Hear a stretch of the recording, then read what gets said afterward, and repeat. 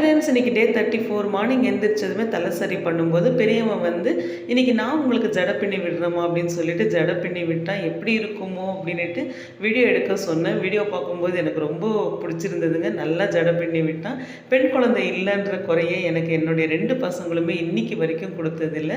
இன்னைக்கு சிம்பிளாக பிரேக்ஃபாஸ்ட்டுக்கு வந்து புளி சாதம் தான் செஞ்சுட்ருக்கேன். அண்ட் மதியம் லஞ்சுக்கு ரசமும் கொத்தவரங்காய் பொரியலும். எந்த காயாக இருந்தாலும் பசங்க சாப்பிட மாட்டேன் அப்படின்னு அடம் பிடிக்கிறதா இருந்தால் உங்கள் வீட்டில் ஒரு சின்ன டிப்ஸ் இருக்குது. வேர்க்கடலை பொடியை வந்து நீங்கள் அரைச்சி போட்டிங்கன்னா எல்லா காய்கறியுமே பசங்க சாப்பிடுவாங்க. ஸோ இந்த டிப்ஸை வந்து ட்ரை பண்ணி பாருங்கள். இன்றைக்கி கொள்ளு ரசம் தான் வச்சுருந்தேன் நான். அண்ட் பசங்களுக்கு பிரேக்ஃபாஸ்ட் அண்ட் லஞ்ச் பாக்ஸுக்கும் புளியோதரவை கொடுத்துட்டேன். அண்ட் என்னுடைய இன்றைக்கி மீல் பிளான் இப்படி தான் போச்சு.